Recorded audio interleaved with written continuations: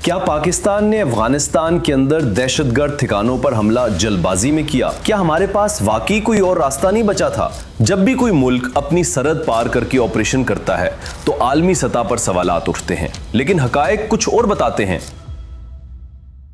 क्या पाकिस्तान ने अफगानिस्तान के अंदर दहशतगर्द ठिकानों पर हमला जल्दबाजी में किया? क्या हमारे पास वाकई कोई और रास्ता नहीं बचा था?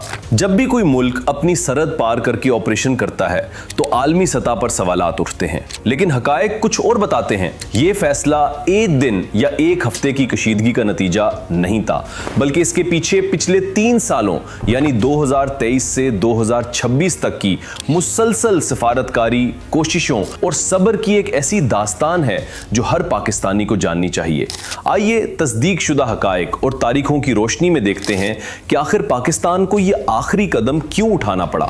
पाकिस्तान और अफगानिस्तान के दरमियान सिर्फ सरहद का नहीं बल्कि मजहब और सकाफत का भी गहरा रिश्ता है। इसलिए पाकिस्तान ने सबसे पहले इस मसले को मजहबी और अखलाकी सतह पर हल करने की कोशिश की। पिछले चंद सालों में पाकिस्तानी उलमाए कराम के 3 से 4 बड़े और मखसूस वफ्द काबुल भेजे गए। 25 जुलाई 2022 को मुफ्ती तकी उस्मानी की सरबराही में एक अहम वफ्द गया। इसके बाद कशीदगी को कम करने के लिए 7 से 12 जनवरी 2024 के दरमियान मौलाना फजलुर रहमान ने कंधार जाकर अफगान लीडरशिप से बाकायदा मुलाकात की। मकसद सिर्फ एक था, उन्हें समझाया जाए कि टीटीपी को पाकिस्तान पर हमले करने से रोकें, लेकिन बदकिस्मती से सिर्फ खोखले वादे किए गए। जब उलमा की कोशिशों का ठोस नतीजा ना निकला तो सिफारती कोशिशें तेज कर दी गईं। पाकिस्तान के खुसूसी एलची सफीर सादिक खान ने मुसलसल शटल डिप्लोमेसी की और काबुल के बेशुमार चक्कर लगाए। फिर 22 फरवरी 2023 का वो दिन आया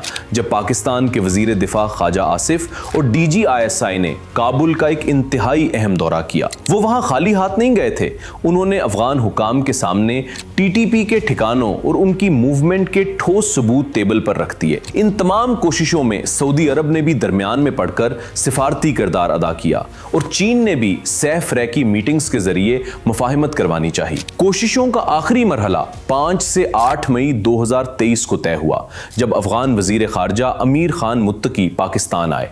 यहां GHQ रावलपिंडी में उनकी army chief general Asim Munir से बाकायदा मुलाकात हुई और बॉर्डर सिक्योरिटी पर 2 टोक बात की गई। लेकिन इन तमाम हाई लेवल मीटिंग्स का नतीजा क्या निकला? काबुल से हमेशा ठीक है हम देखते हैं का जवाब मिलता, जबकि दूसरी तरफ हमारी गलियों और बाजारों में मुसलसल खून बहता रहा। और फिर एक इंतहाई हैरत अंगेज और तल्ख हकीकत सामने आई। सिफारती बातचीत के दौरान अफगानिस्तान की जानिब से टीटीपी को बॉर्डर से दूर हटाने और डीमोबिलाइज करने के बदले $2 अरब का मुतालबा किया गया। जब पाकिस्तान ने पूछा कि क्या इस रकम के बदले आप इस बात की 100% गारंटी देते हैं कि पाकिस्तान पर हमले रुक जाएंगे, तो जवाब में अफगान हुकाम बिल्कुल खामोश हो गए। इस लंबी खामोशी ने पाकिस्तान पर यह वाजे कर दिया कि वक्त गुजारा जा रहा है और नीयत साफ नहीं है। दोस्तों, जब 3 साल की मुसलसल डिप्लोमेसी, उलमा के वफ्द, आलमी कोशिशें और ठोस सबूत देने के बावजूद